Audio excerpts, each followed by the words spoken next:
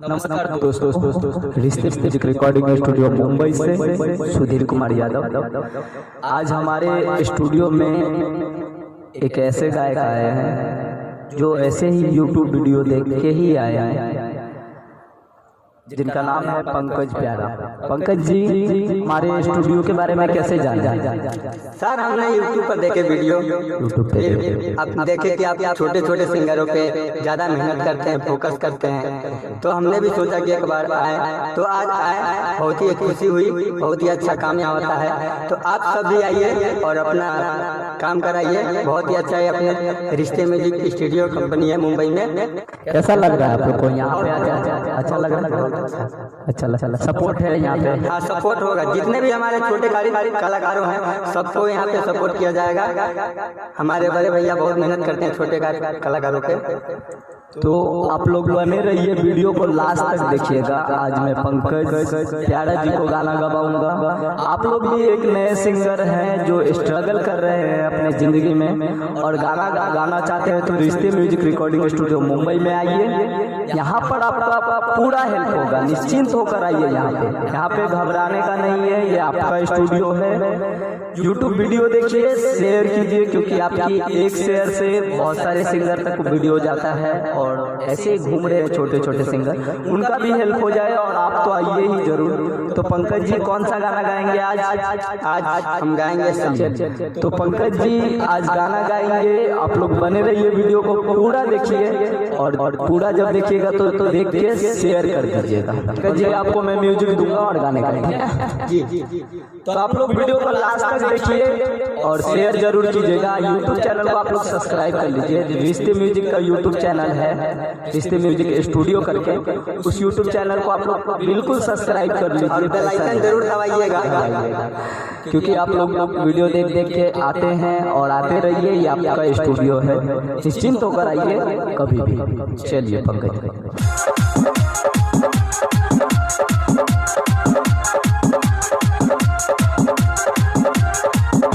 Hello, क्या है आपका बोल? कैसे मेरा बोल इस गाने का? कन्हा पर कांवर लेके राहे में हबू, बाबा के नगरी में जाए न सकबू। कन्हा पर कांवर लेके राहे में हबू, बाबा के नगरी में जाए न सकबू। भरल जल हई कलवे पर। क्या बात है, आइए चलिए म्यूजिक।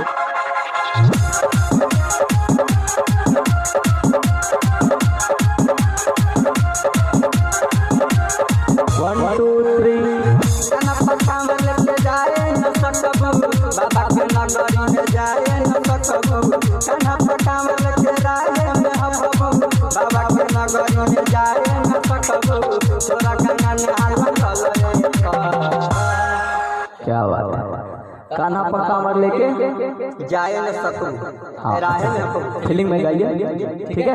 आप तो सीखे हुए हैं पंकज जी, बहुत सीखे हुए हैं, इनको सिखाने की जरूरत नहीं। तो आप लोग बने रहिए वीडियो को। अगर आप एक नए सिंगर होंगे तो जरूर आपको सपोर्ट होगा।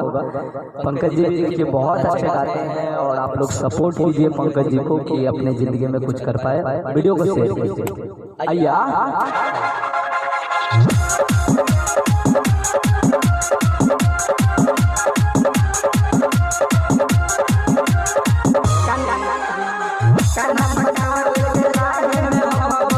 बाबा के नगरी में जाए न सकबू। कन्हा पर कांवर लेके राहे में हबू, बाबा के नगरी में जाए न सकबू। भरल जल हई कलवे पर। एक काजल कहाँ देवघर जइबू, एक काजल कहाँ देवघर जइबू। ढारल जल हई कलवे पर। ये बेट पर आइए भैया अच्छे से। एक का क्या है? एक काजल कहाँ देवघर जइया। एक काजल कौन है भैया? काजल हमारी गर्लफ्रेंड है। अच्छा क्या बात है। तो आप लोग भी अपने गर्लफ्रेंड के बारे में गाना निकालना चाहते हैं तो जरूर गाइएगा। चलिए आइए भैया। एक काजल नगरी में जाए न सकबू, भरल जल हई कलवे पर। एक काजल कहाँ देवघर जइबू एक काजल कहाँ देवघर जइबू ढार लगल वाला रे पा एक काजल कहाँ देवघर जइबू ढार लगल वाला रे पा। क्या बात है, क्या बात है। चलिए भैया अंतरा दीजिए। जी आइए। एक काजल तो खेसारी के था, कजली बदल गई। चलिए अंतरा। तो आप लोग भी अगर अपना ऑडियो वीडियो बनवाना चाहते हैं तो रिश्ते म्यूजिक रिकॉर्डिंग स्टूडियो मुंबई में संपर्क कीजिए। यहाँ पर अच्छा से अच्छा काम होगा। ये आप लोगों का स्टूडियो है और आप लोगों के लिए ही बना है ये स्टूडियो। तो आइए जरूर आइए, एक बार मौका दीजिए भैया को। भैया कैसा लग रहा है भैया आपको? अच्छा लग रहा है? बहुत अच्छा। यहाँ पे कोई ऐसा घबराहट नहीं है ना? अपने जैसे गा रहे हैं गाना, अपने जैसा। क्या बात है, कोई टेंशन नहीं है, आइए और बिंदास गाइए। बिंदास गाइए। तो आप लोग भी जरूर आइए इस स्टूडियो में। निवेदन करूंगा कि आप लोग आइए और निश्चिंत होकर आइए, अपना एक वीडियो समझ कर आइए। चलिए भैया अंतरा दीजिए।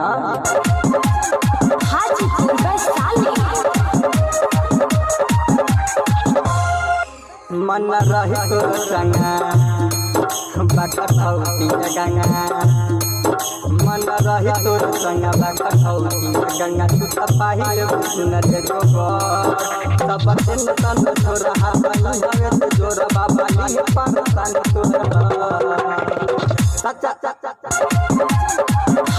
मन रही तोर संगा बकठौती गंगा मन रही तोर संगा बकठौती गंगा तू पाइल सुनर गोबर सब दिन तन छोरा हाथ जोर बाबा ये परसान तोहर।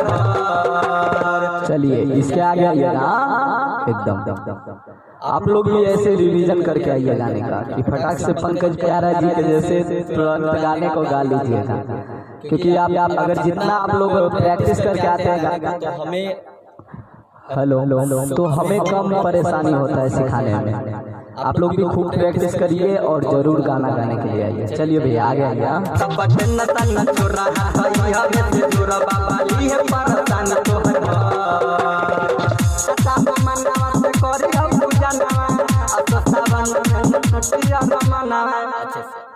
अच्छे से गाइए भैया।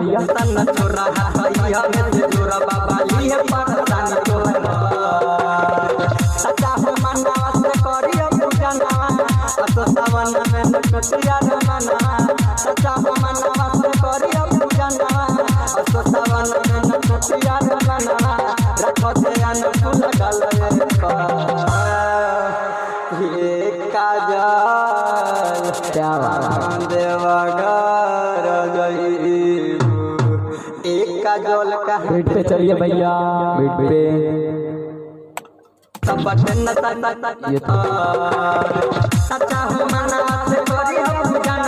एक मिनट ये हो गया है।